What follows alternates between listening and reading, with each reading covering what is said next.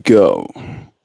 I do believe we're live, so I'll say, indeed, and greetings unto you, beloved and holy friends.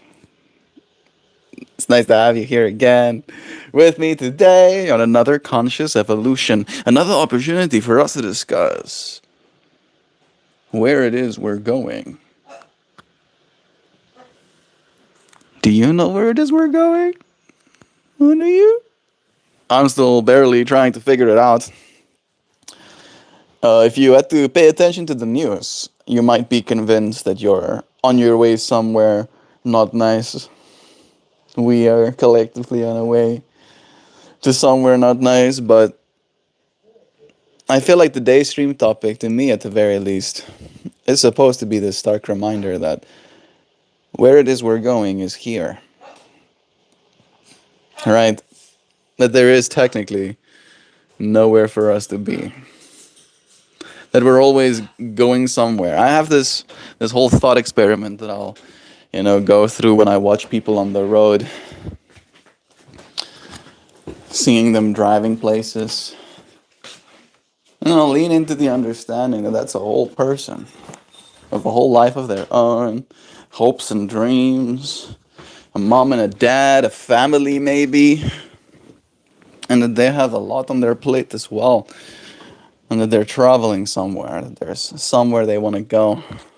Joe is getting dressed. You want to do it next to me? Sit next to you? I'm opening space for you if you want to. You don't have to.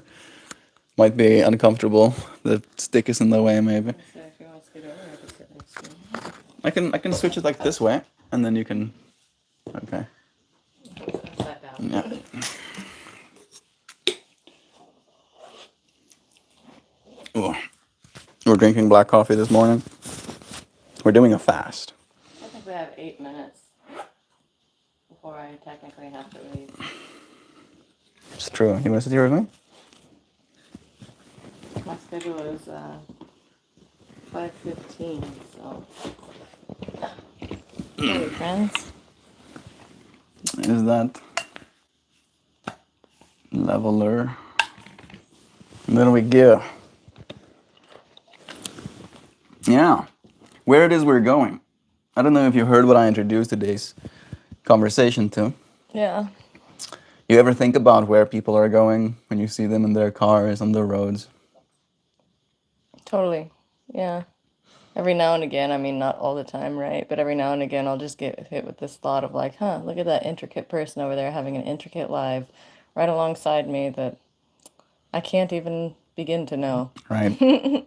Even if I followed them, paid very close attention to the way they live their life, to the things they keep themselves busy with Think they could be in the their way they talk to their family when they get out of their car.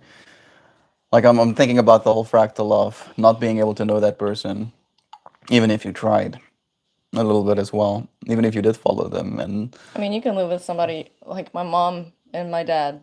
My mom says she's still learning about my dad, right, and they've raised 3 kids. it's been what 30 years for them plus They're 35 plus, 35 plus years that they've been together for. 36. Hey, Selena, it's nice having you here with us, friend. Welcome, and thank you for joining us. Yeah, the It's funny to think about where the people are going, right? You think about like where, we're beside them driving, person beside you driving to a similar place, headed in a similar direction, maybe.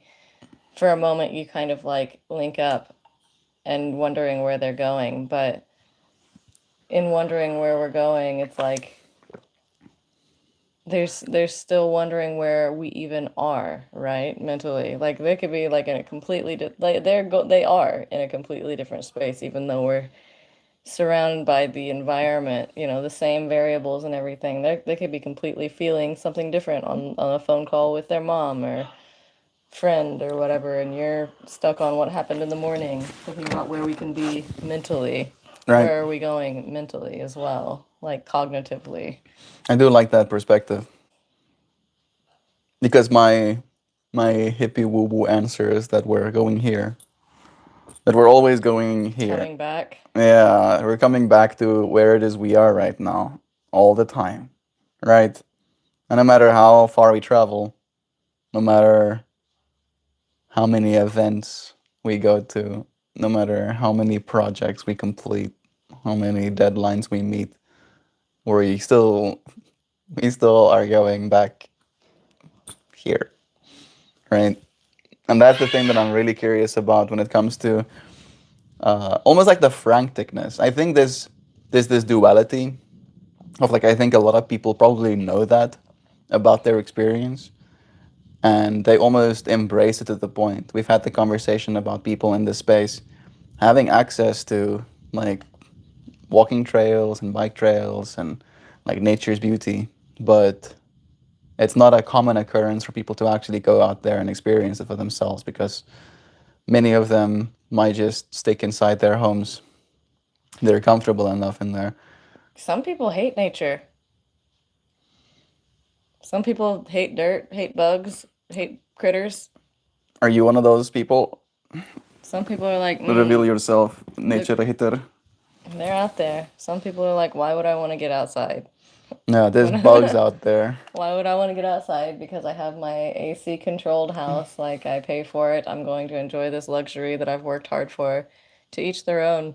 Maybe that is a part of it, right? The fact that there is a Sunken cost fallacy. that, and I was thinking about the fact that so much of American wealth goes towards Utilities. utilities, like just being comfortable, right? Just having a place, having water, having, as you said, air conditioning.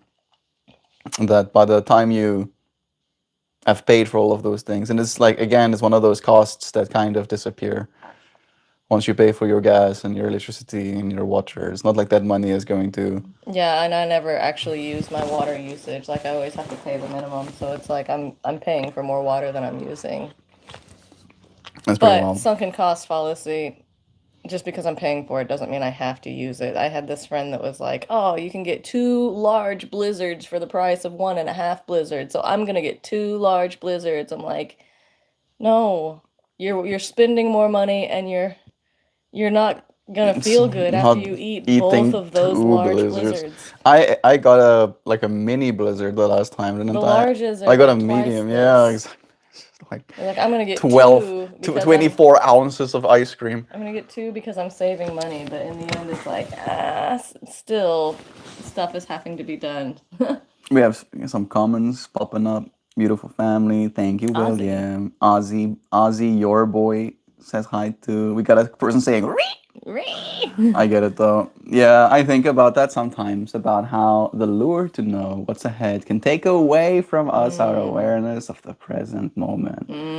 Thank you. Exactly. That is kind of what I'm getting at, Sam. Is that I can be a little bit of a, what's the word I'm looking for?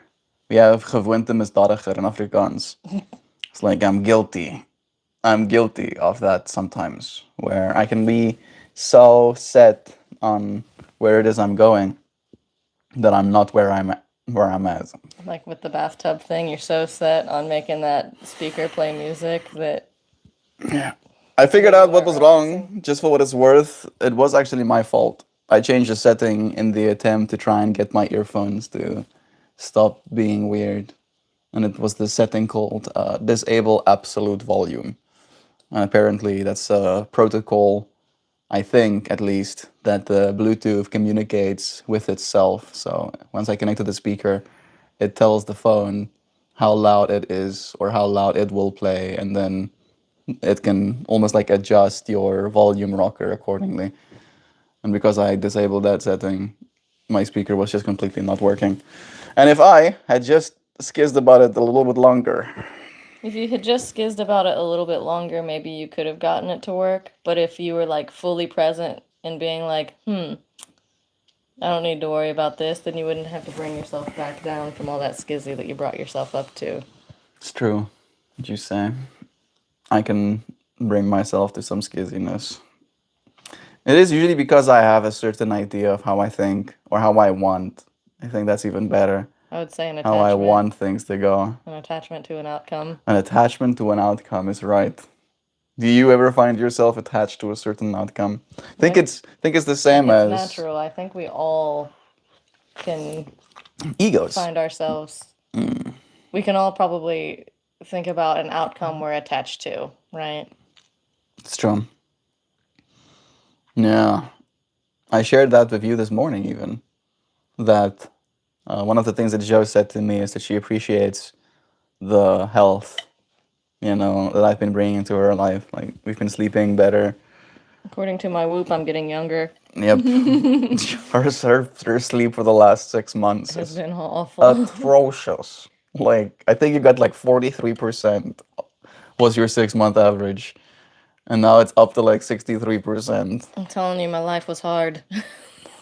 Mine is at like, I think like the lowest number I've gotten is 89%. And I'm like, oh, And I'm like 16, like rocking a 16. Let's go to work. 43%. 43% average. Like, that's crazy. So that's been something, the metric that we've been improving. And then we've been eating a lot of home cooked meals, and we're even eating good meals, Yeah. right? Like nutrient dense. We still have like a lot of food that's in the fridge from our last haul, like what, 3 weeks ago? True. We haven't even touched the bacon from 3 weeks Yeah. ago. And we've been like trying to take care of each other in that way, right? And then I mentioned to Joe that that's one of the outcomes that I hope for more than anything else, is that the people in my life, the outcome of them being in my life If they is forget everything about you, the one thing you want them to remember is the fact that like their lives got you cared better. about the longevity of. Yeah. They stayed healthier. They stayed, taken care of. That's like number one, like outcome important for me. Because again, I can't be there for every single person in my life forever.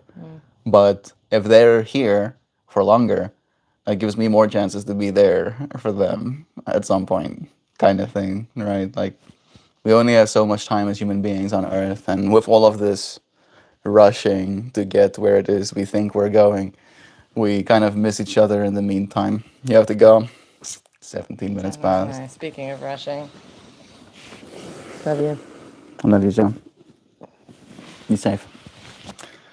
I'll be safe. And see you soon. I'm not going too far. It's Joe. Bye, It friends. is raining out there, though. Bye, Joe. Bye. Thank you for the coffee. You're welcome, my love. See you on the other side. I'll hold space for you. Love you. Love you. Yes. Where is it that she's going? To a job. But she will return here. You forget something?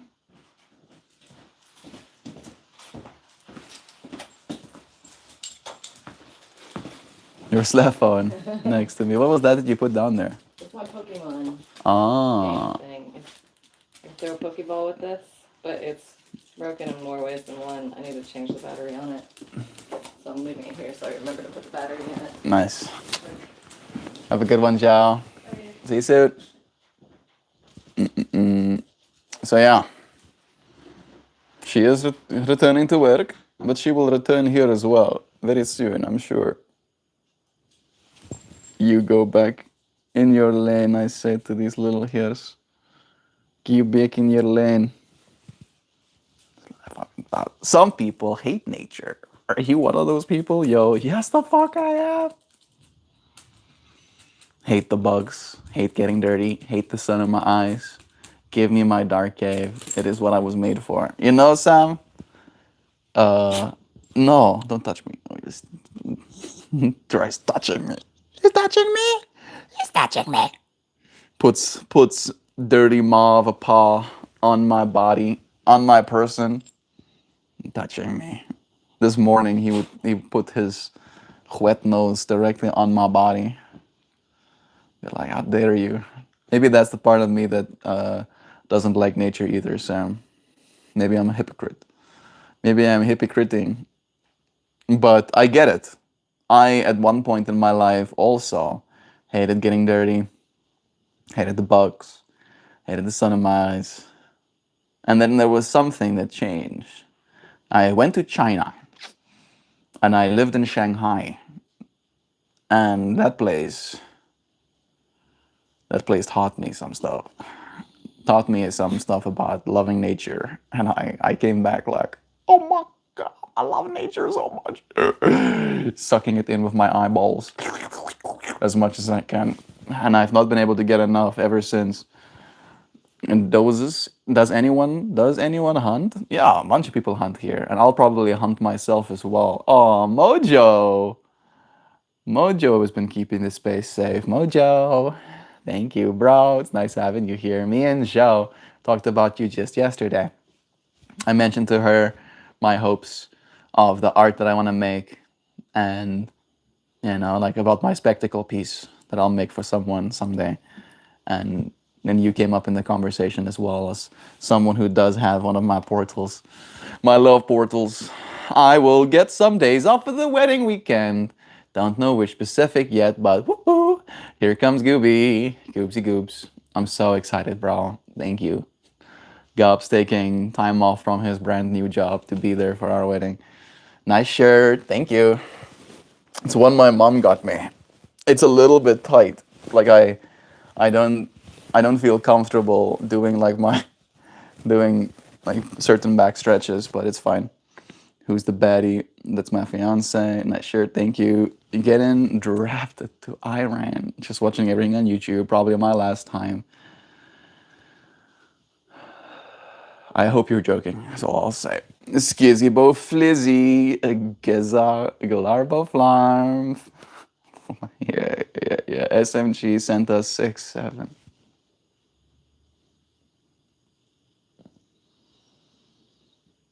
Tell me that's not real. Did YouTube actually make a 6-7 emoticon?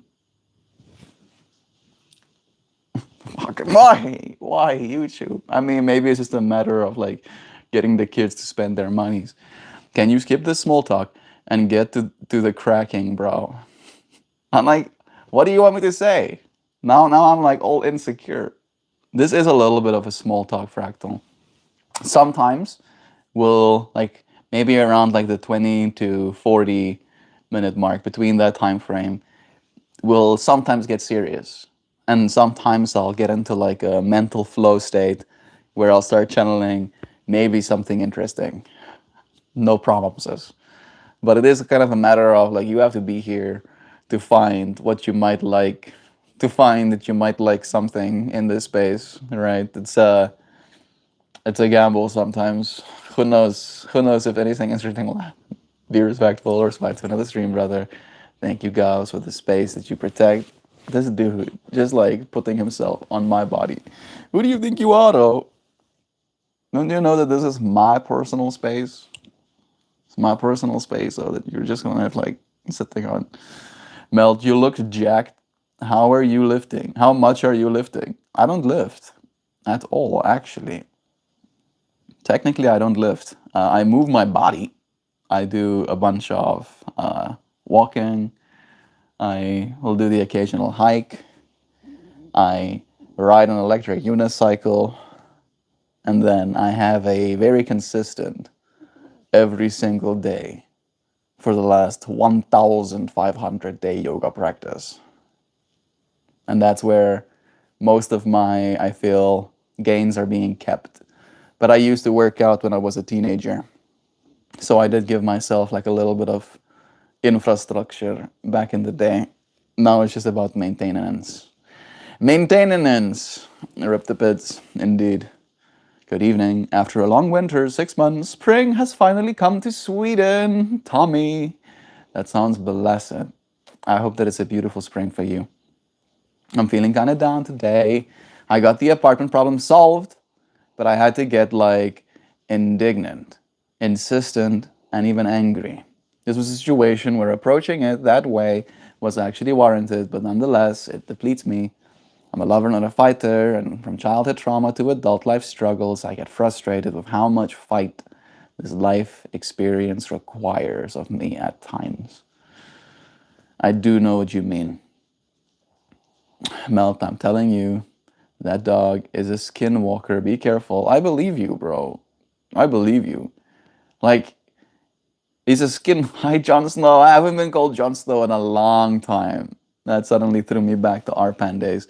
I'm pretty sure it is a skinwalker, all right? Because I'll take him out. I'll take him outside to go and pee and poop outside. And then I'll think that he's going to be good inside. That I can leave without having to worry about him bullshitting the floor. And then he'll bullshitty. He'll make sure. He'll make sure to leave me nice floor deposits, for me to clean afterwards. Which feels like pretty skinwalker activities, right? But he has some sort of kink about me cleaning his poop off the floor or something. Look, I'm trying to get him to move, and he's like, "No, this is actually where I want to be. Actually, this is comfortable." Okay, there he goes. Melt. Bless again. This realtor, Jacqueline, genuinely screwed me over, but she's a human. She's a mother to a 13-year-old twins, and it's just 33 years old.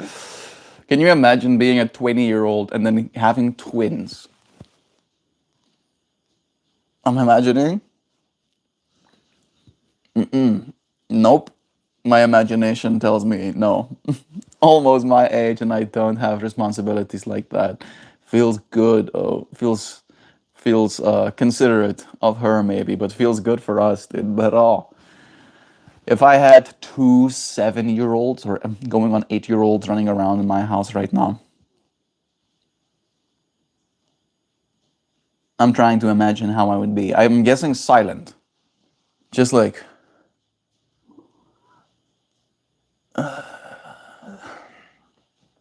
swallows spit slowly. Drinks black coffee more. I don't know. Winter is over. Definitely the sun is going. I'm Virgo on Leo cusp. I'm a lover and a fighter. I love to fight, and I fight for love. Relatable Ghost Samurai. I am a fighter too. I am a Taurus with Leo rising. So, literally, bull into lion. I fight. I like fighting too. However, it's not something that's ever served me. It never gets me where it is I want to be going. All right? It just kind of like ruins an experience for the most part. And I have learned that fighting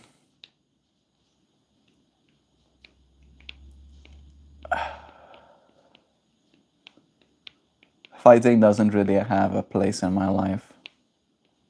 I don't think I'm over it completely, right? I'm still willing to fight for things, but what I'm willing to fight for and the fight that exists inside myself, right? That's usually how it manifests on the first layers. There's a lot of internal conflict that happens inside my system, right? Like the gnashing.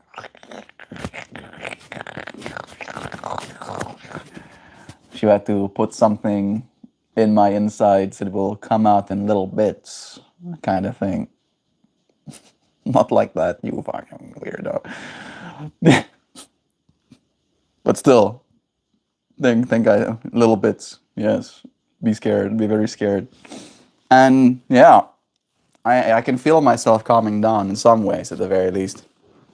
The parts of me that wants to fight is also the parts of me that's trying to create a sense of security. And it's easier to do the things that make you feel secure than it is to fight for it. You know? And we've talked in length about what that looks like. The things that you can do in your life that makes it easier for you to get where it is you're going. Sleep is probably the most important one that you can do for yourself. I've been very lucky and grateful for a proper sleep schedule since I came here. I'm sleeping consistently. I have like an 89% sleep consistency. It's not perfect, but it is definitely something that helps me get where I'm going. To share it from another perspective is that I don't feel like I'm a good person if I'm tired. You know what I mean? I feel like the person that I am when I'm tired is an old man, a grumpy old man. Easier to fight. I'll fight.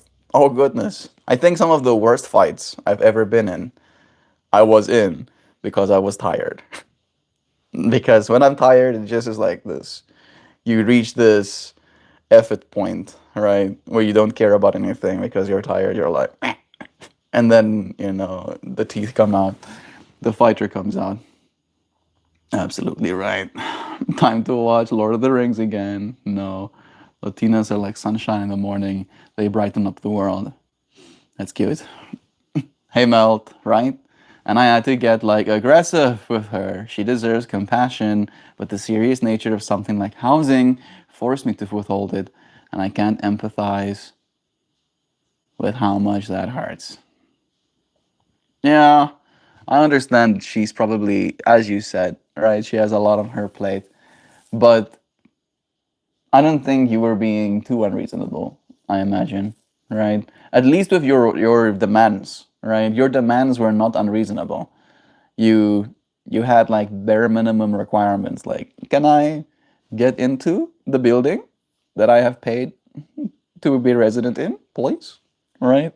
And then again, right, that kind of stuff when you sign the contract, it should be like a thing, right? Oh, okay, person signed contract, person paid deposit, get key ready, get them their codes ready, get them, situated with where they're supposed to take the trash out or something, where the mail goes or something, right? And then send them one single document, right? And then it's done. You could do it within 20 minutes, right? And then you did your job. You get paid your commission because I don't know if she's getting paid commission being a realtor, but I imagine it is her job to do so. I'm a Libra. Nice. I don't really know. I personally don't hear someone tell me there is something and then I come to a conclusion, right? You can tell me you're a Libra and it still sounds mean to say it in this way, but it means nothing to me. Doesn't mean anything. Doesn't be like, oh, you must be like this and this because I never put that information in my brain. Like to solve this problem, you had to lower yourself to a baser emotion, Dan. I get that. I get both sides. They genuinely weren't going to do anything to help you until you did that, though. Let's be clear. That definitely does happen. Tragic perception back here again. Drinking a big glass of water. Did you play sports in high school? Nope. I was one of those, how do you say, nerds. One of those nerdy nerds. I was one of the kids who would play games. Uh, I I competed in professional shooting, but that was the extent of the sport I did. I did swim for a long time. I guess that's sports. When did I stop? I think I stopped close to the time that. Have I forgotten his name? Wow. He wasn't one of my friends, technically. Kokomur? Emia. There we go. Emia Kokomur. He was, I think, like another head taller than me as well. Right? So he was like 1'9", 192 or something like that. So a very tall individual, meaning that he did have longer limbs as well. And he had been training. He had actually been training very hard for most of his life. And then the high school that I was in was like the only high school in the immediate area. So he was put in that high school from the town over as well. And then because he was so giga chatted, he started like winning at all of the stuff that I used to win at because I used to be the top swimmer in my age group up until he came to my school and I was like motherfucker. Now I'm coming second place all the time and I was like not stoked about that. And then I stopped. Like the nerd I am, like fuck this. I'll play games instead about it or whatever. So that I did a little bit of, but I think that's the only sport. And then I played a little bit of rugby in primary school, but just enough to say I did, not enough to, I think I've enjoyed. I don't think I've ever scored any points in a team sport kind of thing. That's exactly it, Sam. I had to revert to survival mode and it feels unbecoming.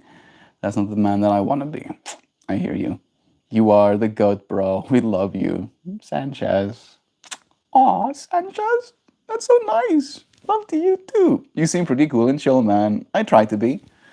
I can be like maybe you're talking about the angry version of me. I really do try to be. It's like a constant work kind of thing. It's like the version of me that I can be is cynical and pretty negative, hopeless, even a little bit.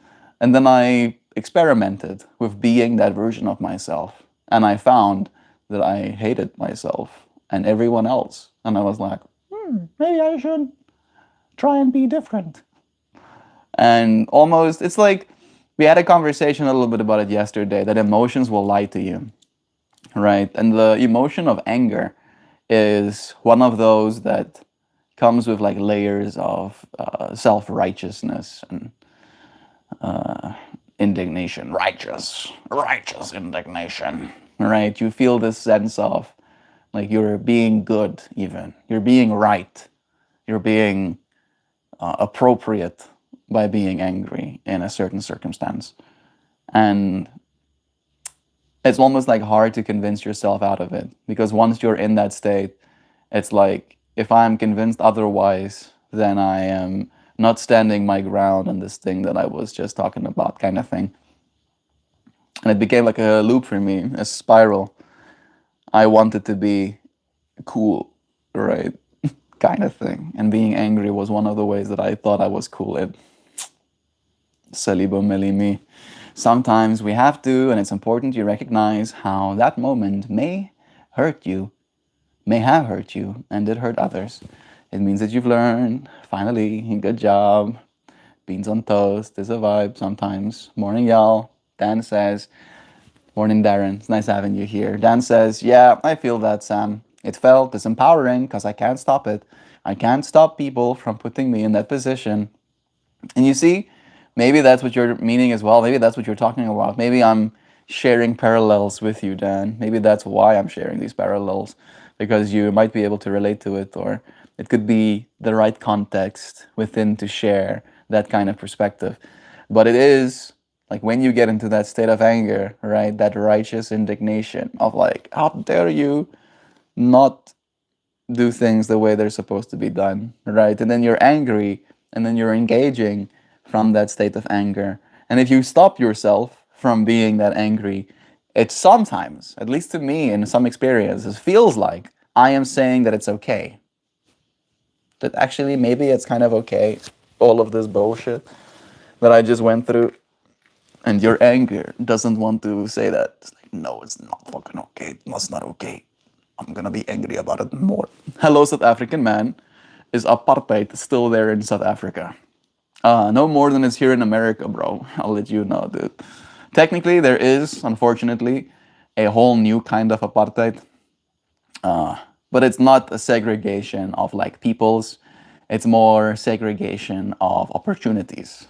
You know, some opportunities you can only get depending on what skin color you are. And most of them you can't get if you have my skin. If you have skin like this, no job. Sorry, try again sometime. And then, we have like a bunch of unemployment as well, unfortunately. Probably in part because of that too. But you can return to softness, Dan, and that's the most important thing here. That's what I'm doing today, Sam. It's been dealt with. At least it's over. Right? It's like picking up poop from the ground kind of situation. Like nobody likes doing that. But if there's poop on the ground and you don't want to step in it, then you should pick it up. Probably. You can be angry about it. I usually am. But once it's done, you can stop being angry about it. Let it go. Remember how you were before. You had to take time away. Man, you have experienced exponential growth. There is no call to browbeat yourself over this one instance. Love is true. Habitual. I have a foot right here and I can deposit it in your colon immediately. I paid her a $1,900 broker fee to show me 4 apartments and get me the keys. She failed on the last metric, Melt, and she was paid a lot, bro. Bro, $1,900. That is a fair bit. That's a fair chunk. That's the amount of money that I would get angry about if someone didn't do their job, kind of thing. Yo, bro, what's your favorite type of pizza? Uh, warm, warm pizza. I like warm pizza. I'm like pretty fast and loose with it. I've had pizza with anchovies and I'm looking with the other word, anchovies and not asparagus. It's not asparagus. Something grosser. Mm, why can't I remember what this word is?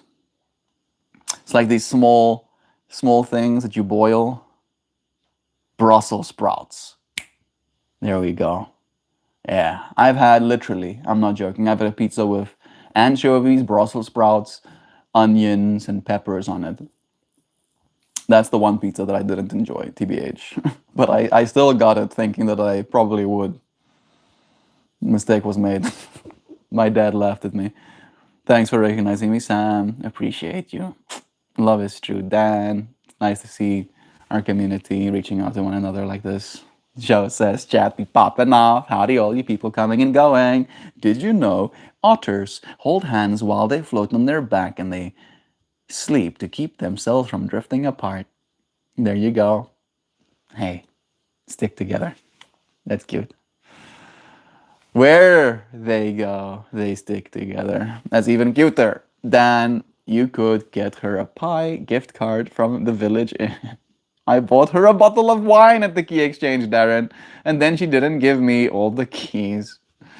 Maybe she was feeling so great. Maybe you were accolading her so hard. She was like, man, I'm doing a great job.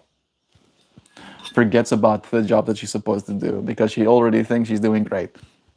Dan, you're a whole infinite person, and you can be loving and also capable of being stern. Each situation calls for a certain energy. Allow yourself the grace that you deserve, which is the grace that you give. That's awesome. And Sam, that's so much. There's not so much browbeating, more that I felt so angry for so long and I don't anymore. Having to evoke that energy again fucking ripped through me yesterday. And I hear you. It's almost like the kind of person. I'm almost like seeing like the angry New Yorker. Is that what you're talking about, Dan? Right? You had to activate your angry New Yorker energy. Right? Hey, I'm walking here. I'm walking here. Am I stereotyping that? Don't hate me, bro. I want to live here in this apartment building. You you bloody realtor. Then, as a person who is still living in a state of anger, I would appreciate you telling me how the fuck you moved on. We have been having a conversation about that in so many words today, right? I don't know if I moved on as much. I don't know if I can give you advice, Sam. Is that what I think I'm thinking about? Uh, is there actionable advice? I think so. Do things that are good for your body. Like use that anger kind of thing, right? Use that anger to push yourself through a yoga workout. Use that anger to push yourself through a long walk around the blocks, you know? Kind of like process that anger in that way. Because just stewing in it, I don't think is helpful at all. I feel like that's where the hurt starts kind of like kicking in and you spiral. The person I was most angry with was my mother, and I chose to forgive her despite her doing nothing to earn that forgiveness. Forgiveness is for the forgiver, after all. I think we've had a few conversations in stream about that. So that you don't forgive other people to set them free. You forgive other people to set you free. All right? It's like a letting go. It's like letting them off the hook. And with that letting them off the hook, there is a kind of admittance that nothing was done to you. All right? Nothing can be done to you. Not the ultimate you. Something can be done to your body. Maybe your personality, your ego can be touched. But the you that you are, underlying it all, untouchable, cannot be touched, and is here, right now, right? Interacting with this sensory experience. All you can really hope to do is be present. Let that part of you come through this experience. Hello there. How do I make friends? I've been isolated most of my life, an outsider. It's a good question you ask, Graz. Are you here? Are you still here, Graz? I don't see any chats after the question that you asked. No, there's another one. I'm autistic, so it's hard to connect with people, and I want real friends. Well, the fact that you are admitting that much is a very good first step. I think the fact that you know what it is you're looking for will make it easier for you to find it. Um, I like to, when this conversation comes up, like to recommend to people that they go to a place that they like being in, right? That if you want to make friends, go to the places that you like being at. Oh, Melt, I like being inside my house. How about you fucking go outside your house a little bit if you want to make friends, okay? The friends are not in your house. Thank goodness. All right? The friends are out there in the outside. They're out there somewhere, all right? But right now, for example, it's raining and like minus degrees Celsius. So the friends are probably not going to be out there right now.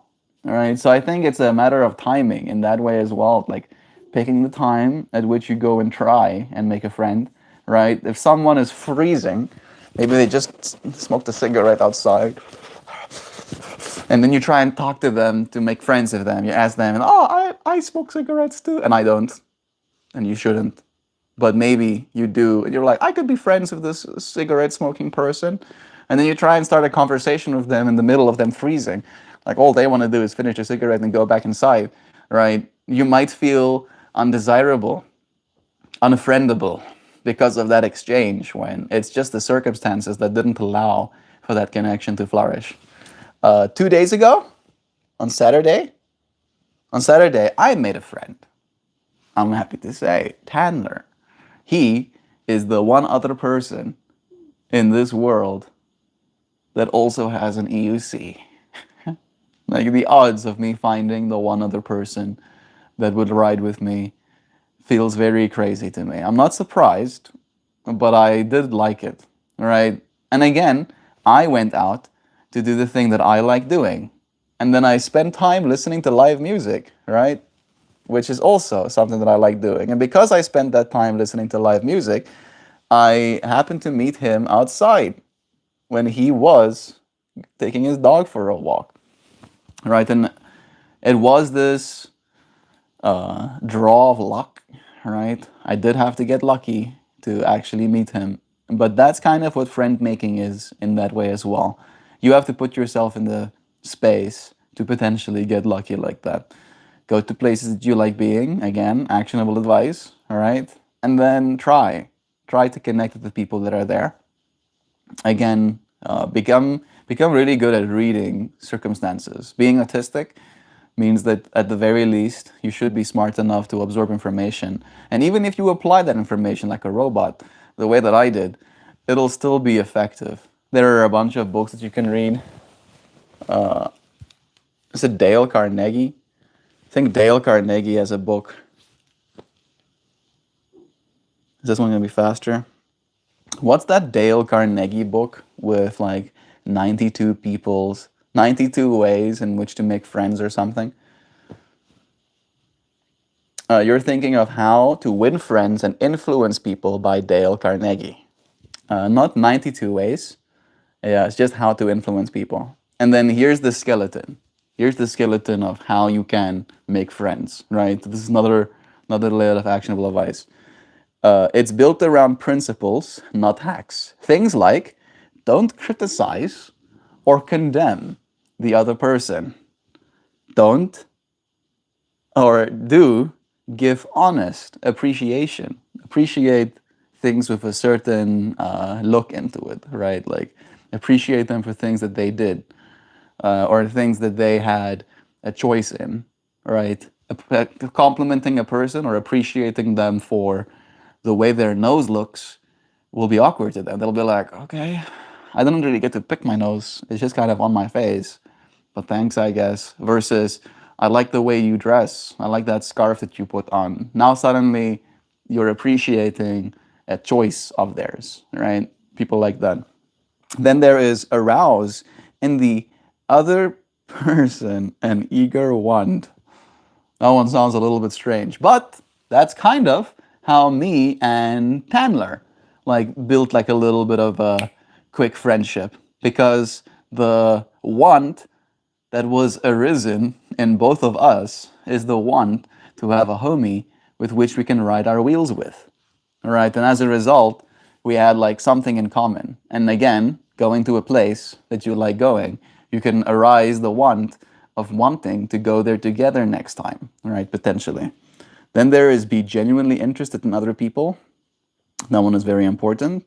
Try to remember their names. People like that, I've heard. They love it when you remember their names.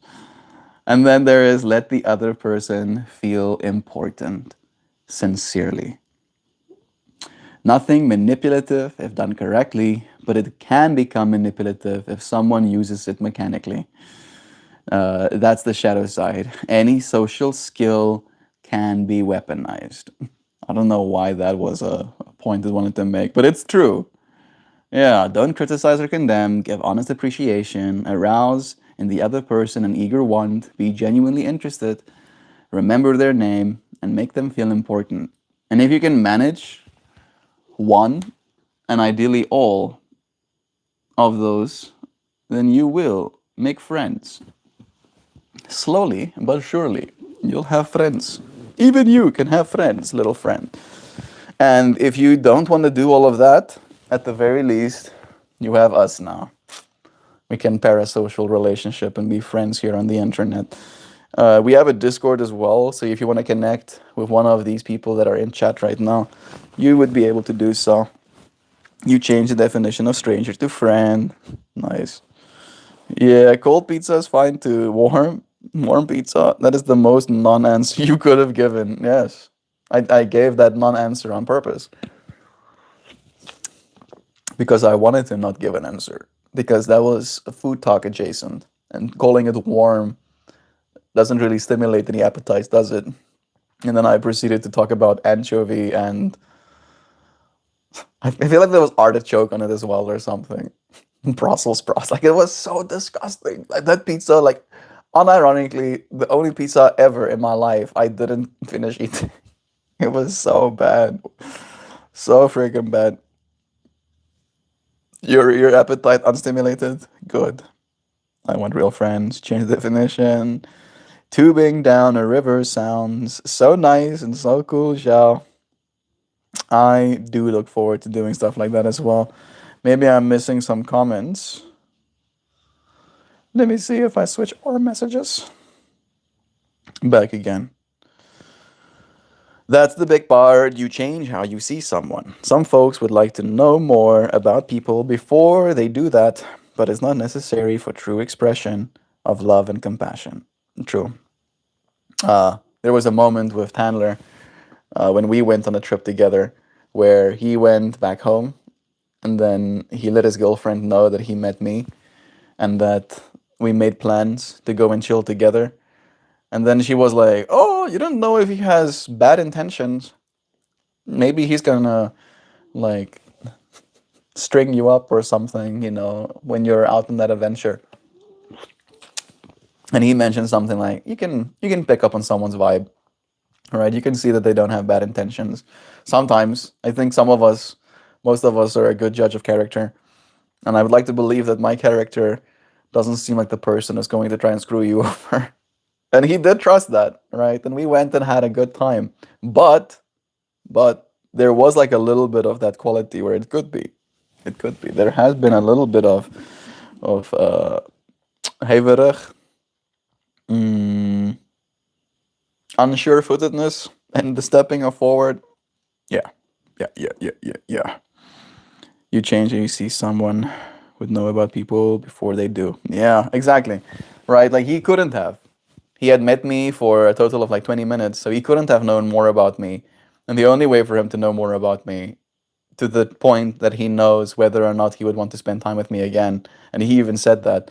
He like said it to his girlfriend that if I don't like him, then that's the last time I'll ever see him. And he did send me a message inviting me out again the next day. I wasn't there to be there with him, but yeah, there will be opportunities. It's just going to be rainy and cold the whole week, unfortunately, so it's not exactly the best riding weather. Grass, we too. We do our best, keep on keeping on, and don't let discouragement hold on to you. From your thoughts, form your thoughts to be shaped like those you would use towards friends. Be your own friend first, I think, is what Joe is saying, and that's beautiful advice. Especially when you use them towards yourself. Yep. That's good advice for dealing with anger as it comes up, Melt. But when anger is buried more deeply, no amount of physical action will solve it. You have to forgive, and I believe it's the only way. I don't think you're wrong, right? And I think there is a difference in the anger that me and you were talking about, Dan.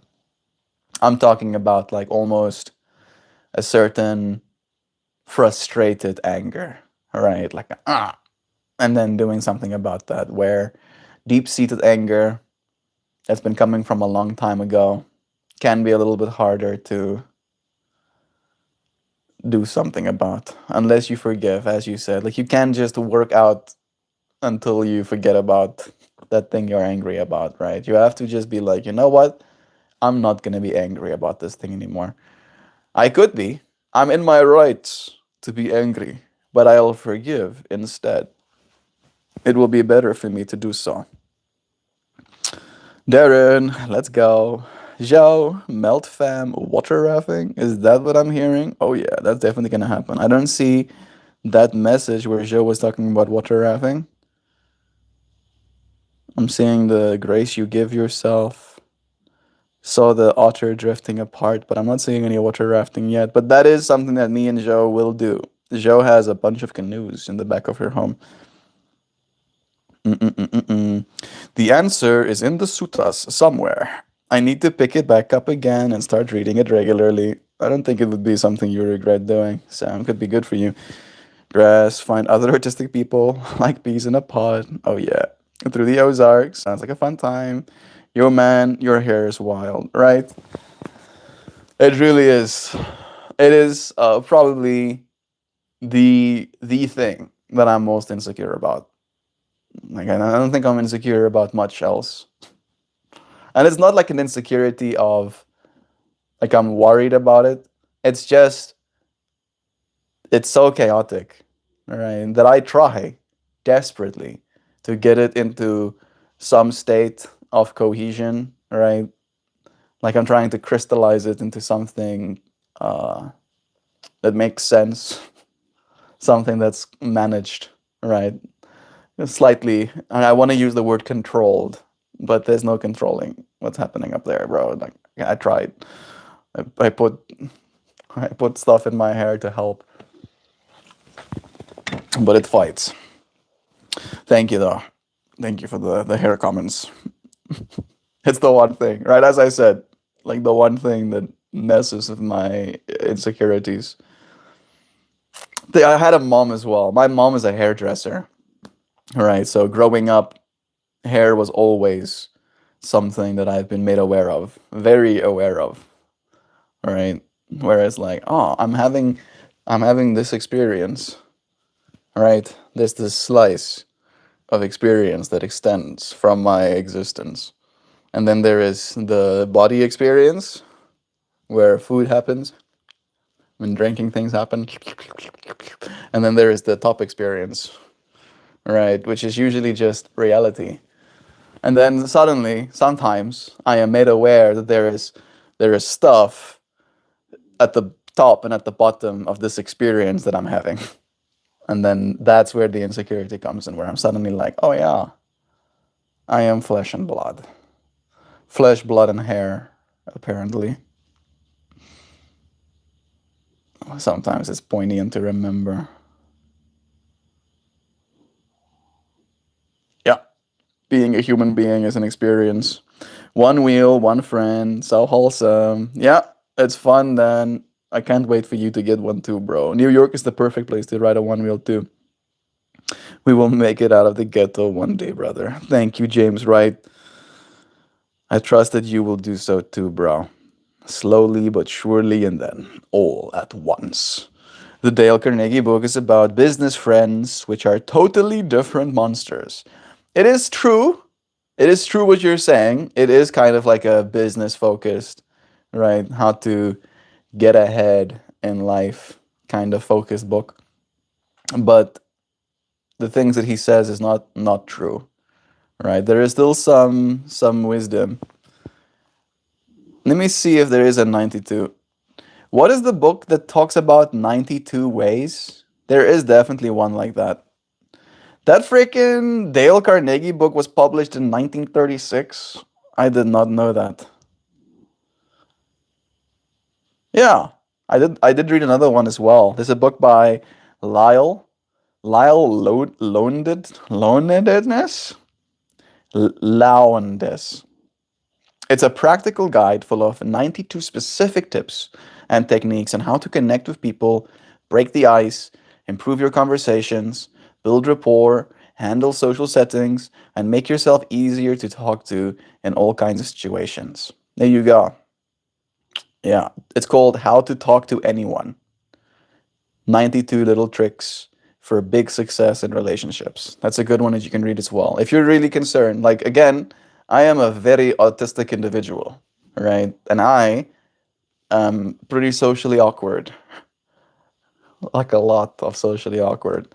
And I was like stuck because again, I'm kind of hard not picking up on social cues sometimes. And I was just not really engaging that much. I would like wait for a situation or a exchange to be over so I can get to the next thing when I was forced into an experience that I might not be in. And then I read both of these books. I read How to Win Friends and Influence People, and I read How to Talk to Anyone, 92 Little Tricks. And the How to Talk to Anyone, I think might be even better than Dale Carnegie's book. Can you give us at least 3 of the most important tips in that book? We'll cover 3 of them and then we'll move on. You can see if you like what you're reading. The sutras. It's hard for an American to make friends and friends. It definitely would be. I made friends as a South African in America at the very least. Just try to stay out of the tourism traps. Chauvin. Branson is fucking ruthless with that shit. They charge you out of the woozahs. Sam, I've been called to the sutras a lot lately too. Yeah, like literally. Joe even mentioned that she wants to get into like reading them. Damn, that's crafty melt. Warm does not evoke cravings. You sly dog. I see you. Yeah, you're big brainedness. So, guess we're gonna start serving our swagger warm as well. Yes, you're talking about feeling angry in a moment, Melt. The anger that I've carried and the anger that Sam is talking about carrying herself is something much deeper. Again, all right? I think I'm standing by my advice from earlier that you should do stuff. You should do stuff that is the opposite of being angry, all right? If you don't take care of your body, right? If you don't wash the dishes and leave it for a week, if you don't clean the floor and you're stepping on the floor and it makes crunchy sounds, if you don't sleep properly, if you don't shower and wash your body, if you don't brush your teeth, right? You might not even think about it. You might just feel that film on your teeth. And you might not think that it's making you angry, but it is. It is. It's adding. It's adding to that baseline, right? Of like, yes, you have this underlying core of anger, right? That's like a molten ball. But every time you pour more stuff, more lack of consideration for yourself into that molten ball, the bigger and the bigger and the bigger it gets. And then eventually some of it spills out. right? And like that's at least in my life. Again, my underlying deep-seated anger came from being convinced, or at least them trying to convince me that I am an evil person, that I am bound for hell because I don't believe the same things that my culture, my family believes, right? And that fucking makes me very quat. Quat is our word for angry. It makes me very angry because it's like I've been doing all of this work to try and be a good person, independent of a book telling me that I'm supposed to be, independent of fear that I'm gonna burn in hell if I'm not, independent of whether or not people agree with the way in which I do things, right? And I feel like that's one of the big deep-seated angers for me is like this feeling of being misunderstood and not allowed to be who I am. And again, the way that that has manifested in my life isn't in perpetuating that anger and like reminiscing on it, but just doing the things that I know I should do, like taking care of myself the way I'm supposed to. And as I've been continuing to do that, instead of being angry for being misunderstood and unappreciated in many words, I feel good for appreciating myself and understanding where it is I'm coming from. All right. And it's like the more I understand myself in that way, the easier it is for me to not get as angry because I'm like, I'm just getting to understand myself. How is this person going to even have a chance? Not even a chance. Mm-mm-mm. The holding hands reminds me of connecting tubes and floating down the river. Love is true. I stopped drinking. Good. I did yoga. Fantastic. I trained to run 6 miles at a time. I coded for 9 hours a day, 6 days a week, and got good. I got drunk. I got high. I played video games. Still angry. Nothing fixed it. In that way, I think I can agree with what it is you're saying. But again, Dan, right? Maybe I'll share it like this. Now that you have forgiven, now that you have cooled down that molten core that sits at the base of your heart, right? Doesn't it feel like all of these things, as you said, like the exercise and the coding, and I hope that you're sleeping. I didn't see I tried sleeping enough. I didn't see that one there somewhere, but that maybe you meant that too. Doesn't it feel better? Doesn't it feel like you're not perpetuating the anger inside yourself? Because again, the person that I can be the most angry at ever is me. I am the angry one at myself, right? The self-criticism is way higher than the criticism of others because it happened in a formative time of my life. It's made up a portion of my ethos, and giving it up requires a major shift that my heart says it's not ready for. Yes. There's a, and maybe like this is a poignant time to talk about it. We are talking about where it is we're going. Unfortunately, when it comes to the state of anger, and Sam even said so much about it, when you are in that formative state of your life, and anger is such a big part of it, that anger becomes basically a personality, right? It can be an actual personality, like that anger is a certain version of you, right? When you're an angry person, it's like you're a different person, right? And then because you know, because you've been angry for so long, who that person is, you might end up identifying with it, right? You might think that's who you are. And then if you had to let go of this anger, you don't know who that is, right? And that's what our hearts struggle with the most, right? Listen to a video that Joe sent me yesterday that talk about something like love isn't luck or something like that. That love is something you have to actively work on. And there's at one point that he mentions in that little talk that he does that our our minds and our bodies and our brains have resistance towards hearing things that could help us sometimes, right? Because in hearing something, we might have to consider things that we might not have considered. We might have to change in ways that we might not want to right now, right? And then we'll get angry, we'll get defensive, we'll get inflammatory, we'll get, up on our high horse and ride it away instead of being of that information, right? Being of that anger in a way that we realize that this is no longer who I want to be, right? That this version of me that is angry is so because of, as Sam said, like a formative part of our lives.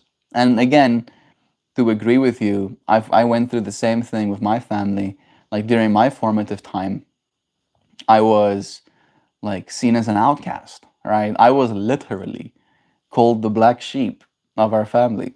And if you want to think about what my family considers white sheep, I absolutely was, right? And because that's the way they saw me, I almost like became that character, right? It was who I am. And then the anger that I had with me at that point was also who I am. And letting go of that anger towards my society or my culture, right, would lose me a certain quality. I couldn't be the way I was if I didn't have that anger inside of me. And as Dan said, right, forgiveness helps, but there was a responsibility that I took for my own state of being that did a lot more for me than the anger, because that's where a lot of my, maybe that's what it is, Dan. A lot of my anger came from feeling unaccepted or unloved or unappreciated by the people closest to me. And as soon as I stopped caring, as soon as I let go of the want, the need for them to accept me, it was easier to forgive as well. A little bit easier. Step forgiveness, yep, Sam, it gets baked in and you can't unbake the pie. I mean, something cognitive behavioral therapy, as Gabby Goose said the other day. That's the thing, Mel. You can't sell religion to people who don't absolutely hate themselves. And that's how modern religion cripples itself. It teaches folks that you can't reach for it, for true peace, unless you're incomplete somehow, in need of saving. You need to be saved. And it's something my dad is very vocal about. He has very explicitly told me, you cannot save yourself. You have to have entity stand in for you at the judge's like room. When you're getting judged after you die one day, you have to have this oak that stands in for you. And it's as you said, it's like this extreme amount of guilt, this extreme amount of incompleteness, right? You have to hate yourself because you're a sinner that is in need of saving. It teaches folks you can't reach for it. I want to make a counter religion to Christianity where you have to be gay and the straights are shamed. Hi, Nancy. It's nice having you. Who would that religion venerate than Richardson and Elton John? Elton John, I think, is a good choice. Nancy, we love you. I got up in the wee hours to watch the eclipse. It was worth it. That's pretty cool. I don't think we would have been able to see it on our sides. It's been completely overcast this whole time. But it seems like there was an eclipse last night. Total lunar eclipse. That does sound cool. Good morning from Maine. Hey, Cheryl. Good morning to you. I live in Indiana. I almost said South Africa for a second, but I was like, that's not true. I don't live in South Africa no more. I live in Indiana. A total lunar eclipse happened last night. We did have a couple of days, where it felt like things were in shadows and being revealed. That's where my sister moved to. Nice. Does she like it here in Indiana? I don't know where Maine is. Maine is not a state, right? Maine is a city, I think. Bro looks like he wears his sneakers with no socks. I don't have any sneakers, cashier marquees, but I can see why you would say that. I do have a little bit of a ruffian look at me, huh? Like I like it a little bit fast and loose. Put my shoes on fast, and they're loose on my feet because it's sockless, of course. Yo, man. Hey, Kid. It's nice having you. Yes, it's a state. Maine is a state? Maine is a state, Melt. In fairness, I know a whopping one South African city. Yeah, I did not know Maine is a state. I legit did not know that. I look at the map. I'm at the top, almost in Canada. I'll unlock this device of mine and look at maps. And then I'm gonna read us some tips, okay, about how to make friends.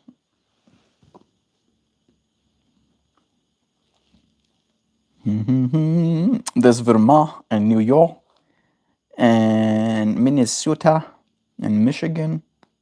Is it other way? Is it more left? No, that's Washington, Montana, and North Dakota. Ah, there's Maine. Ah, cool. Now I know. There's Portland and Maine. And that's the only one that I think I've heard about before. And Salem is a little bit down. Okay. Maine. It's very up there, huh? What a trip. Well, welcome, friend from Maine.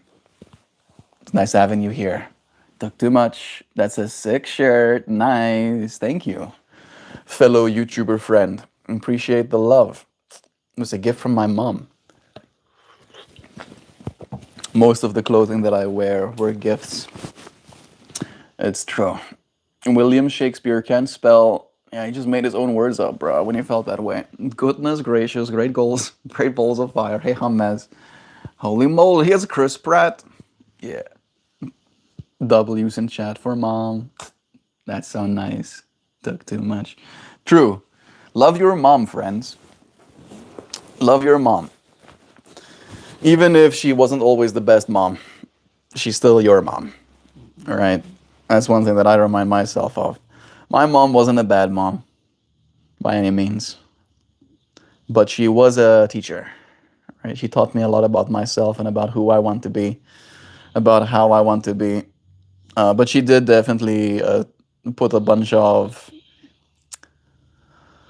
I think, expectations slash standards in my brain that does continue to affect my life to this day. I appreciate her for all she's taught me, though. She's still very much alive, I'm happy to say as well. You remind me of a stoner. Yeah, do I look like I'm a chill guy?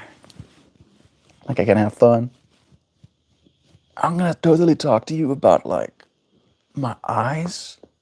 Now I can see with them, but I can't see them. Or something. I am a fake fan of yours. I'm guessing it's a YouTuber because his name has been verified, which is usually something only done for the bigger YouTubers, but I don't think I've seen their channel. Maybe I can check it out on here.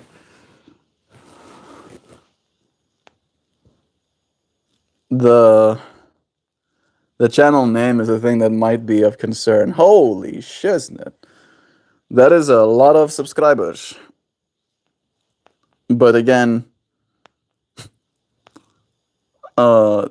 this channel looks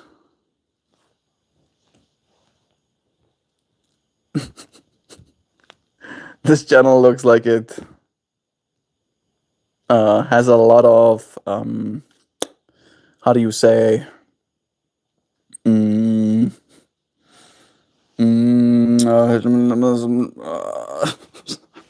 I'm gonna just be quiet actually.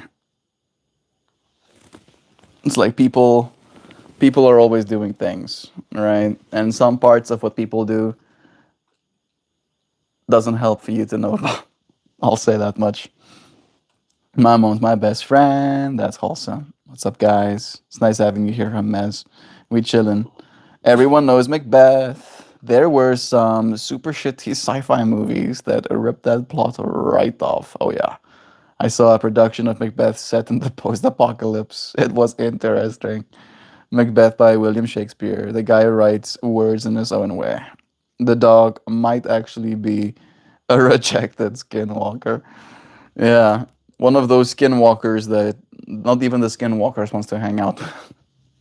Yes, more down to earth than some people. You talking about me? Thanks. I try to be. I have like a weird relationship with ego, Cheryl. Like I definitely have a lot of ego, like to be completely honest, because again, I almost see it as like a character, right? If I'm gonna play this character, do I want to play him well or do I want to play him poorly, right?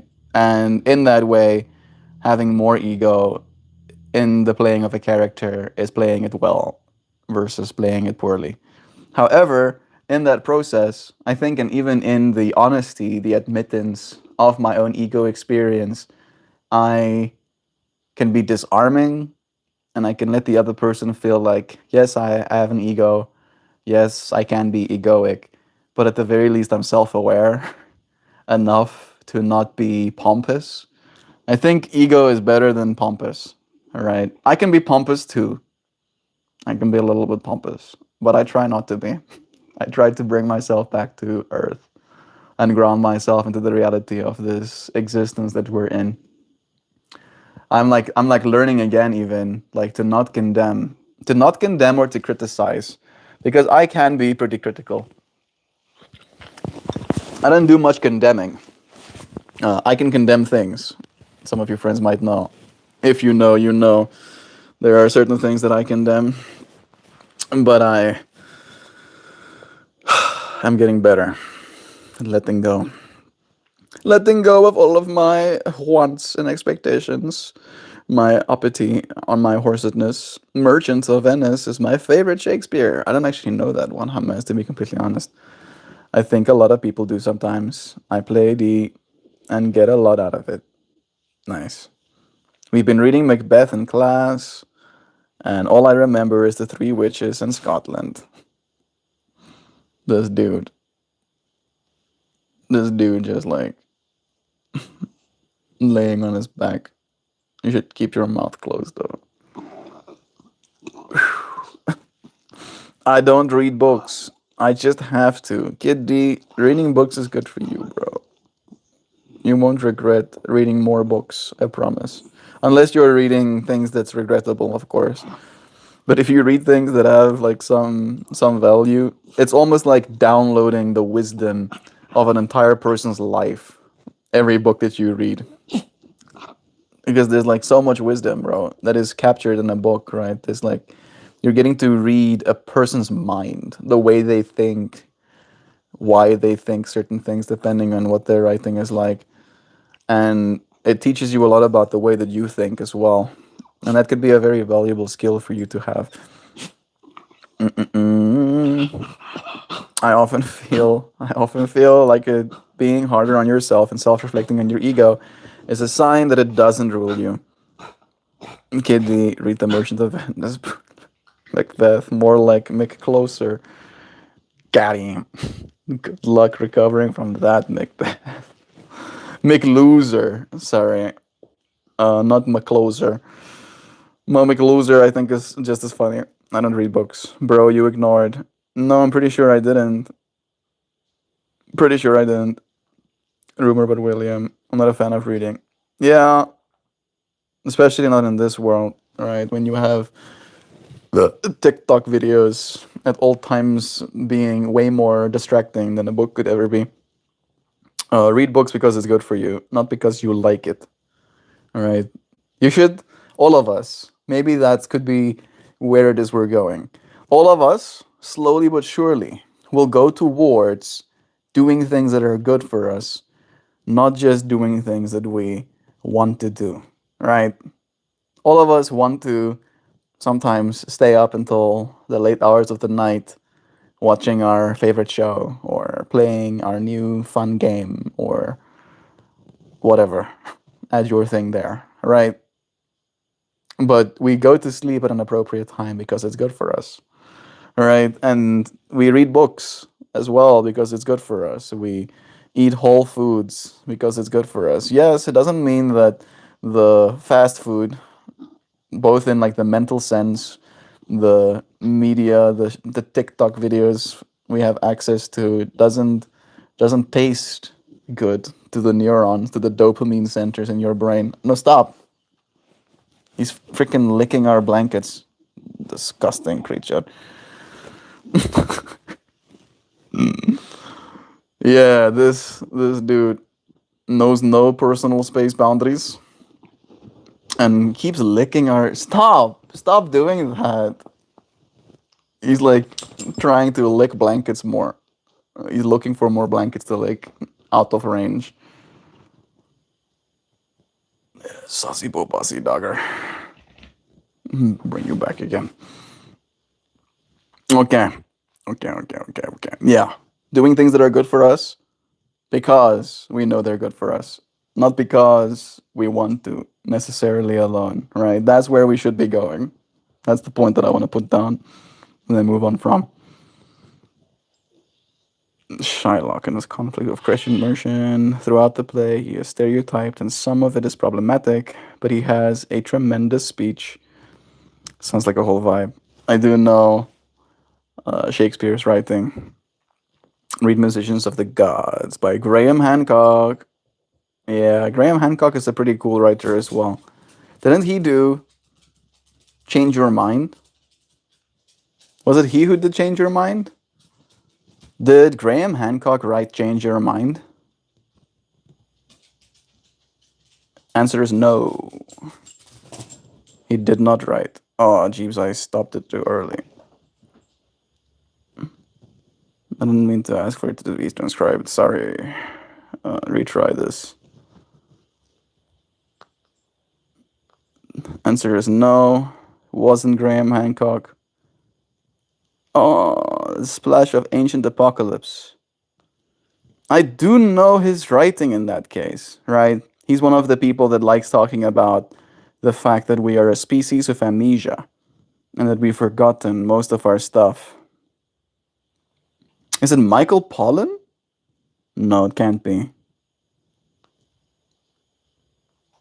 Who wrote Change Your Mind? He did Fingerprints of the Gods as well. Change Your Mind. Yeah, Michael Pollan. I was right. Okay, yeah. Also a very good one. For some reason, Graham Hancock and Michael Pollan existed in the same space in my brain for a second. Yeah, Graham. Good old Graham. Yeah, I think he had like a.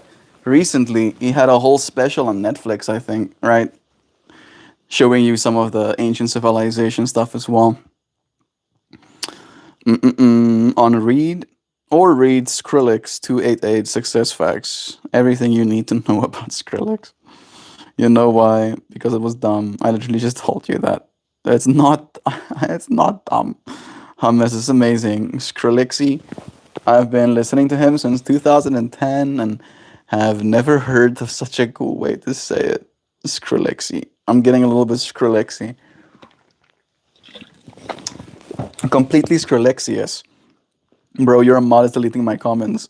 Well, maybe you're sending some stupid shit, bro. I'm sorry. I should not profanity either. In order to keep the space clear and fruitful for everyone participating, I can't say what I actually think, but you know what you're doing, kid. And if you want to stay here, you're gonna have to stop. TikTok, Nancy is like, I can hear a little talking ticking. Your time might be running out slowly but surely. Graham Hancock poses some great questions to archaeology, and he's a great speaker and very interesting, but his theories don't hold much water in my opinion. I think, again, his theories are not culturally accepted right now. And I think in that way it doesn't hold much water, but I wouldn't disagree. I wouldn't, in a conversation with him, be like, no, I don't think you know what you're talking about. Because I think he's probably done more to look into it than most people. And in that way, there's probably something there. There's probably something there. It could be best to listen up to Sam. I've trained her to use the dark side of the force. But Melt is cool with it. I'm a very tolerant person. I'll say this, kid. I'm very tolerant. I've been an English teacher to actual children. Right. 6, 7, and 8 year olds. So I've gained a substantial amount of patience for shenanigans, as we like to say. Doesn't necessarily mean I'm okay with it or cool with it. It just means that I am cool inside myself despite the circumstances as they might be. So it's more a matter of like, I could be cool. I could be cool with screaming kids in the classroom, but I find it cool when they don't. You know what I mean? It means never really listen to Skrillex Dan. Bang the F out of Bangarang though. Yeah, that was one of the classics. I can like hear the Bangarang before it drops even in my head. It's like crazy combined to Skrillex. Melty will not save you from the power of the Force, Kid D. Trust me, I learned that the hard way. Yeah, yeah.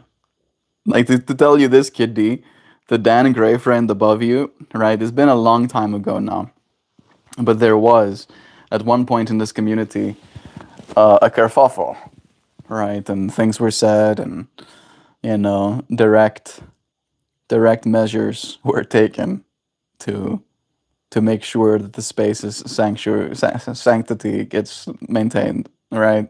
And literally, Dan was like soft banned, right? Dan could always, of course, make a new account and join incognito style, but we unbanned his profile like maybe like almost a year ago now or something. Jovan, my fiance, let me know that Dan had reached out to her and he had asked her to ask me if I'd be willing to lift the ban on his account, right? And he did some work. He grew. He gained more awareness of his own mind and his own triggers. And we gained more awareness of our old minds and our triggers. And we allowed him back into the space with an open heart and an open mind towards the person that we know he could be and now is. And here he is with us, right? But yeah, he literally like he literally got kicked to the curb, metaphorically speaking, for a while. And he was one of our good friends. And he didn't stop being one of our good friends. It was just spiraling, right? And sometimes when a spiral happens, it might be stopped. All right. Nobody is safe. Nobody is safe. You better not start inflammatory. Not even me. Suddenly gets banned from my own stream. Just like an empty space. Ban hammers me. I just like flick out of existence here in front of you, friends. I think that is what Dan was talking about when he says like, "Melt will not save you, kid. Trust me, I learned the hard way." Of course, teachers are tolerant and patient. They believe in change. Oh yeah. Yep. It's true. I think Graham Hancock's theories hold water in general. I think the younger dryas impact theory is well supported by the titanium we found in the ice cores of Greenland in 2013. It's carbon dated to 12,000 years ago, right at the end of the ice age. Melt is quite patient. That's why he requires moderators who aren't. We work well together, I think. It's true what Sam says. Yeah, I cut my teeth in like the ARPAN days, so I had a lot. I had like a lot to deal with. I think the ARPAN creatures was even more rough than the Reddit or the YouTube ones are. So I got good at being tolerant real quick when it comes to my streaming experience, and what Sam says is true. It does help to have mods that want to keep this space channeled, right? Like we're going a certain direction and we don't want to be interrupted from going there. They tried to fade me about Shakespeare. I don't think they're trying to fade you, homie. I just think they want you to share something maybe truthful, something authentic, something deep, right? Sure, Shakespeare can be deep, but all of us know Shakespeare for sure. Conventional archaeologists should be more open to people like Graham challenging their positions, but mainstream Egyptologists have spent their whole life studying archaeology too. Again, right? Like we have come to certain conclusions. Those archaeologists have come to certain conclusions about what had happened there, and imagine you were one of the people that came to those conclusions, right? And then suddenly some dude comes along and wants to say that actually maybe things were different than we might have thought they were, right? Now suddenly it puts in jeopardy, puts in question your entire life's work, right? You're not gonna want to listen. You're not gonna want to listen to a person like that, even for a second. Them out, they tried to fade in love again. I don't think they spend time translating the truth, Hames. Doesn't. Every time we go around this, I get closer and closer to vending you for a day-long ban every time I see you in here. Ban Melt. He's out the he's out the line. I like that Ban is like cracking up about that. Yes, it was what I was referring to, Mel, on the same page as usual. We know. But a field of hundreds of talented and passionate people, as passionate and talented as Graham, have spent their lives on their work. So when they disagree, I listen, same as I do with Graham. It's true. There's like a lot of room in there, for like interpretation as well in that way. I just think it's a matter of perspective, right? I think we are a species of amnesia and that none of us actually know what's going on. So in that way, I find these conversations usually pretty fascinating. It's really been uplifting having you here, Dan. Appreciate your chaotic neutral presence. Yeah, that was a conversation me and Joe had yesterday. I do consider Dan as a chaotic neutral. Why do you come in here and do this abundantly weird shit every morning, Kiddy? I can't imagine you're getting the reaction or response you want. I think he's getting attention, right? And we do give, and I think maybe that's something you have to learn, Kiddy. Maybe like in the other communities, right? In order for you to get the attention that you might have been looking for, you had to say certain things. You had to be maybe a little bit spicy or maybe a little bit off of cuff, out of pocket with your comments. But in this space, you don't need to do any of that, right? I'll try and read your comments, no matter what you say, technically, right? So it opens the space for you to be authentic. That is the point of this space. I try to be the most authentic version of me as I can be, right? I'll tell you about my insecurities. I'll even go through them with you, friends, right? Lean into your authenticity. That's the most important thing that you can do in this space, right? Because then we can actually get to know you. We can't just get to know copy pasta. Dan, that's the conclusion that me and Melt came to over dinner last night. Is that what I am? Chaotic neutral? I'm definitely chaotic. Yeah, because, right, you're not trying to be bad, but you're also not trying to necessarily be good in your chaos, Dan. And Dan goes, "What do you mean? I'm great. I put hot dogs in my jacket pockets and then put them on the buffet table." Yeah, that's pretty chaotic neutral. Oh, that's pretty neutral because it depends on how it's interpreted. Maybe somebody does like uh, corn dogs after all. But jeeps, that's so neutral to me. It's like that can go both ways. Then don't get hung up on a comment. Kid D. Rose is like a devil's snare. The more you resist, the harder her grip tightens. Well, I'm unfazed. You are here, kid, and you are liked. Putting phone down to listen. We love you, Nancy. Sending Nancy just loving words into her ears. You matter to us. What do you think? What do you think my alignment is, Melt? I don't know how to answer that question. Uh, Unconsidered. I wasn't really considering what your alignment is, actually, to be honest, Hames. Maybe you're aligned with love. I love you, Nancy. She. Say it loud and proud. You too.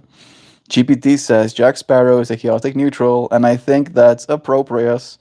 I think I bring a bit of Jack Sparrow energy. I like how Dan was like, "What? People think I'm chaotic neutral?" Goes and search. What is chaotic neutral? What other people are chaotic neutral? Gets Jack Sparrow's like, okay, okay, fine, okay, right, all right, I can chaotic neutral too.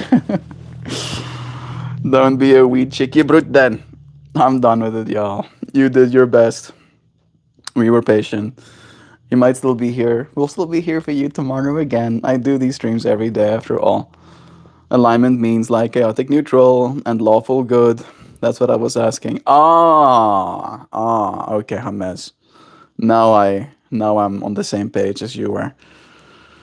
Mm, it was a hard one, Hames. I feel like after the Graham comments that you sent as well,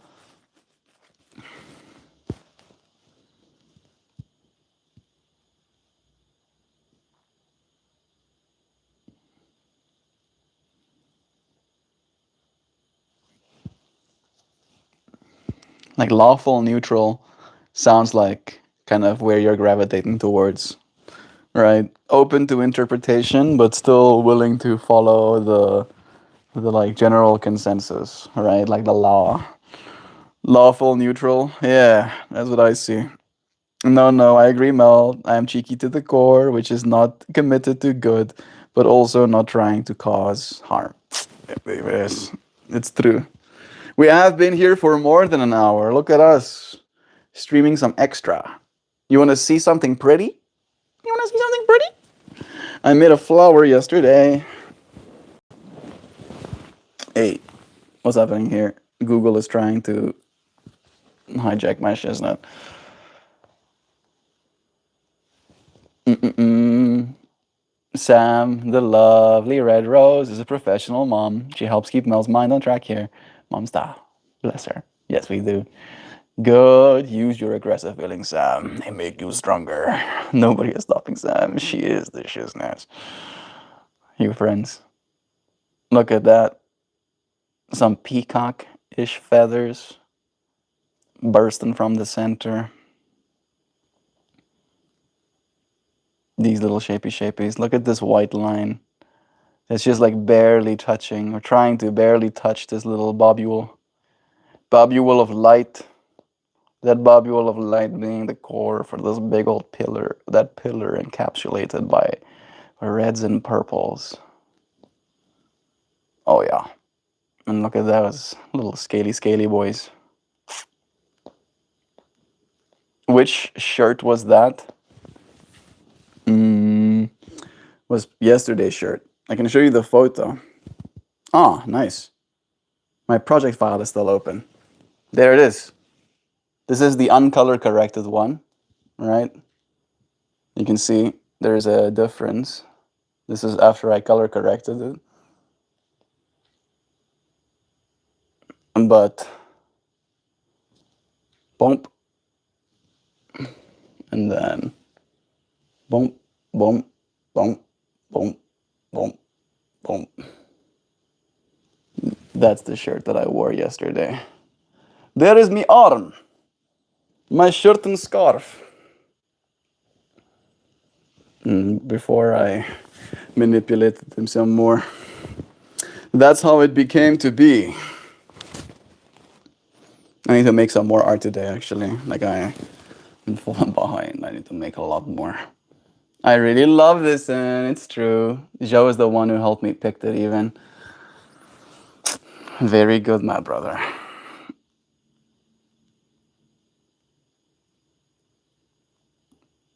Suddenly, Joe, I cannot understand if you're asking something. Very good, my brother? Did I say that to you, Joe? Did I say very good to you, brother? I hope not. At least that wasn't my intention. Sup, bro?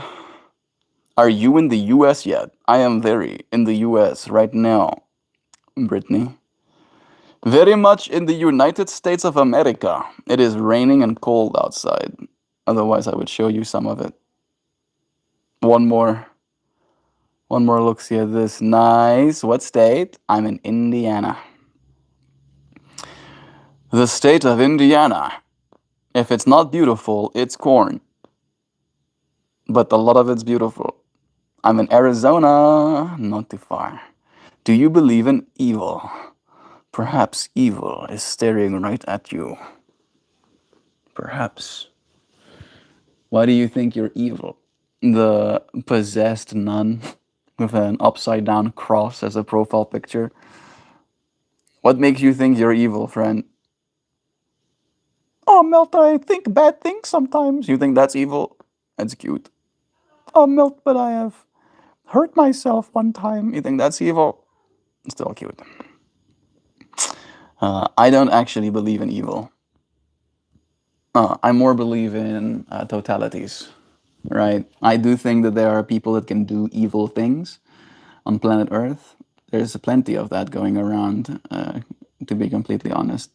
However, it's not something I believe in, right? Because you can't believe in something and know it to be true at the same time,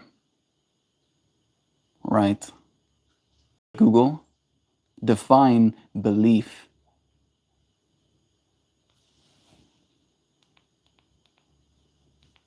Belief is the mental acceptance or conviction that a proposition is true or that something exists, often held without absolute proof.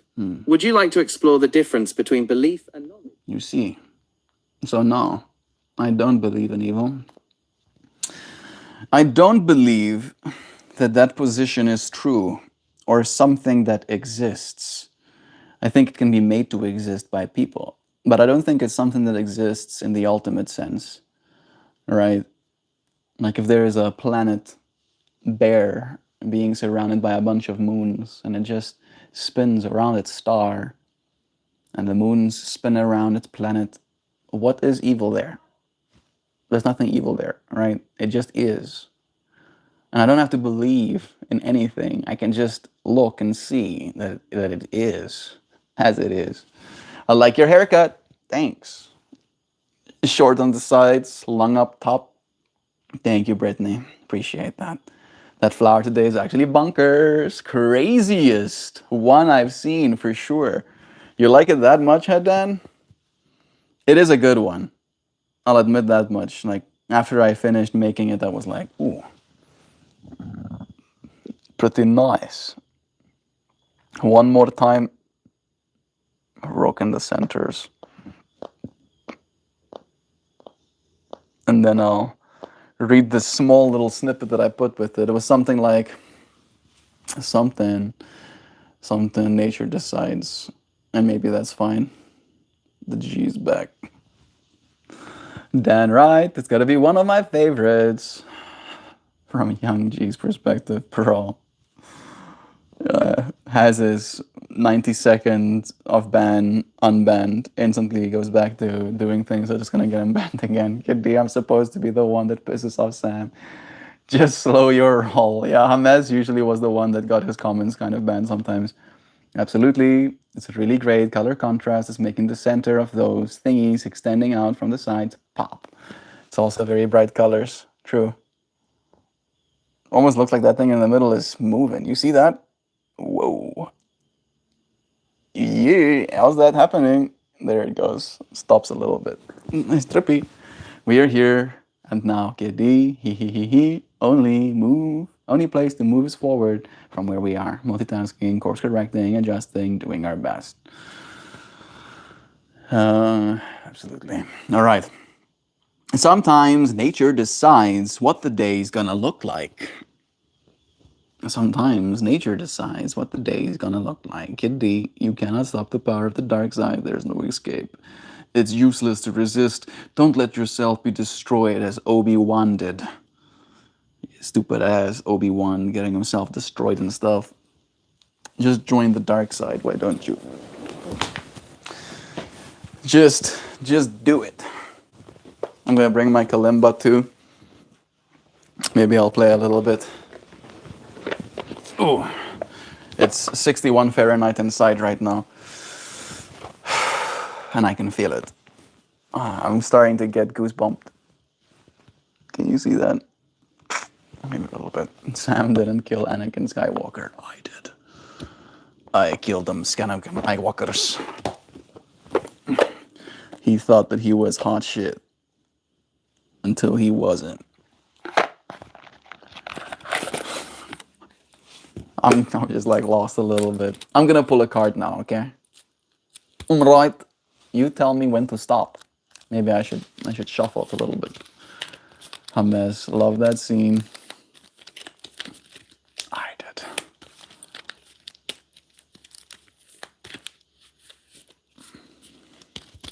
Okay. I'm gonna look for a stop in chat. If you feel called to tell me when to stop, do so now. Because by the time I see it, I would have already moved some cards. Unpopular opinion of the day. The best Star Wars movie is Attack of the Clones. That is not popular. Okay, not the best one. I was about to say, like, he even autocorrects. I'm like, okay. But definitely my favorite. It was a good one. I kind of enjoyed the Attack on the Clones as well. I message you, make him stop. Somebody needs to make me stop. Somebody stop me. We say, yay, Hamed, thanks. This is upside down. But if I flip it, again the Earth card. No, that's not the best. I think it's the weakest. The hexahedron, the cube, groundedness, the earth element. Interesting how these messages seem to need a repeating. The cube, page number 21. Substance, order, and stability. I feel like we were kind of talking about stuff like that. My Star Wars ranking from worst to best. Worst to best is 1, is 2, 1, 4, 6, 3, 5. 5 is best, I'm guessing. I wish I watched those movies with enough attention to know what you're referring to, but I didn't, and I don't. The best Star Wars movie was The Search for Spock. Dan, the scene where the clones come in to save the day is peak. I want to feel like I'm close to something real. Okay, Earth card, pulled. Substance, order, and stability. The hexahedron, or cube, with its 6 equal square faces, is one of the 5 three-dimensional solids, commonly called platonic solids. The cube is associated with the masculine sides of our natures and the element of earth. It is a symbol of matter, security, solidity, fairness, order, and stability. Choosing this card finds you seeking affirmation that the venture you are embarking upon or the project you are designing is in your best interest. Do you feel secure that your plans are in good order? Does the essence of your project have substance and stability? Do you feel there is fairness in the situation? If so, this card affirms your intention to move forward and indicates stability and good fortune. Occasionally, it takes stepping out of the box in order to see the situation more clearly. Take a break, go for a walk or a swim, or head to the gym. Set aside your objectives. Set aside your objectives long enough to gain a fresh perspective. Now, look again at the substance of your inquiry with a refreshed attitude and realize the order in your manifestation. Live long and prosper. True. I vividly remember learning to do the Spock thing with my hand when I was 6. Me too, actually. And I did pull it reversed. And the reverse meaning goes as such. You might be seeking order in a situation that seems out of your control.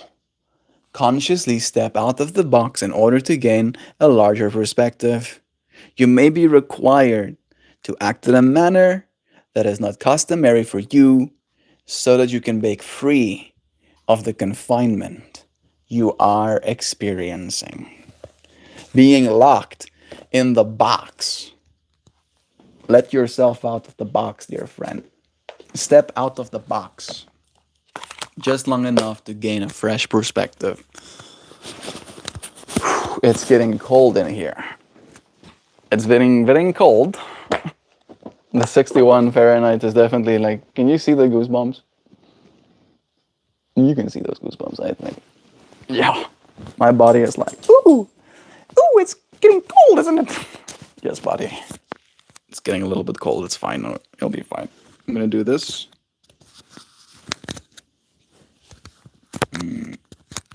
Maybe like this.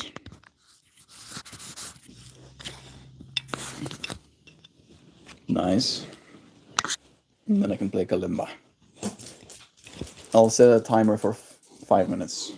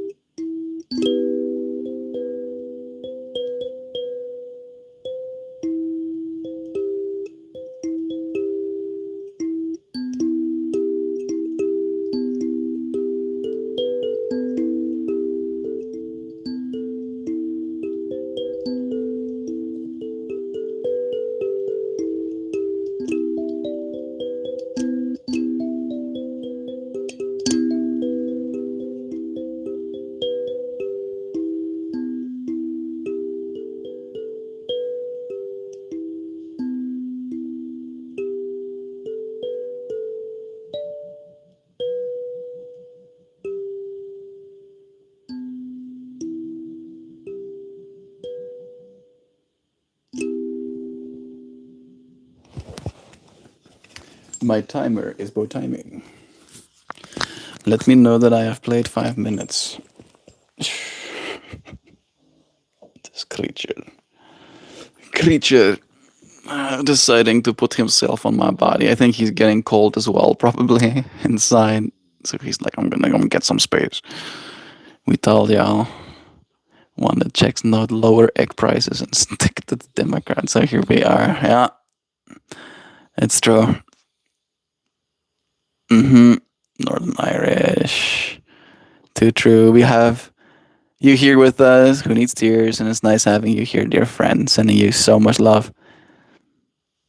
Legal knappiness in U.S., Ireland, ladies and gentlemen. Love is true. Loki, actually beautiful, Mel. Thank you, James. I'm still practicing, I think. Trying to get good slowly but surely. Getting better and better. But I still feel like I'm a little bit rusty. Mine disappeared about 2 years ago. Around this time, 2 years ago. And I haven't had one for 2 years, and it's a gift that Joe got me, and now it's nice being able to play it again.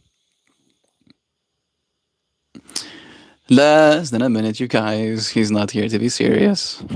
He's just here to troll. Where are you these days, Melt? I am in Indiana. The United States of America. Indiana. It's like touching a hot stove and thinking the next time it won't sizzle. Sam, I do feel a part of. It comes from the fact that he can tell it's getting to you. Indiana. Wow, right? Thought that you might get shocked by that one. Who needs tears? Yeah, I am now an American. Not just yet, but I am living like Americas.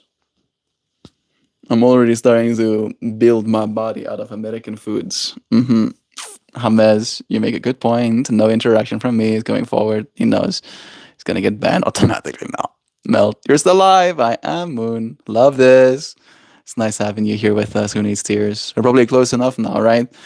Me and Joe have talked about wanting to eventually come and see you, friends. But I probably will need a car and money in order to do that at some point, right? The flights are not unaffordable, but I'll still need money in order to fly.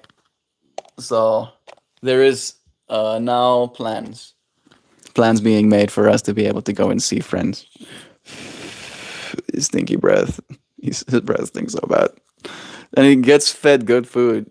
He even eats carrots. You would think he would have, but no. Thank you, Lady Zhao. Indeed. Had a bad day, guys. A calf died this morning. Oh, man, James. That really is a bummer, bro. Your life being lost like that. I'm sorry for your lost friend. We love you.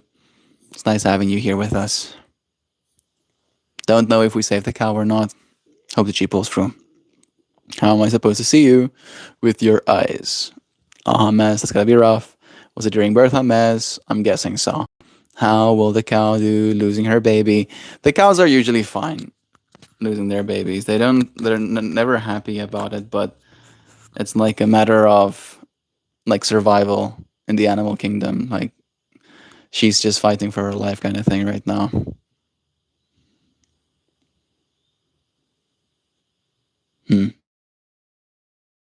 Word in my mind first, but sure. Jacob John Mercer. Have shout yourself out of.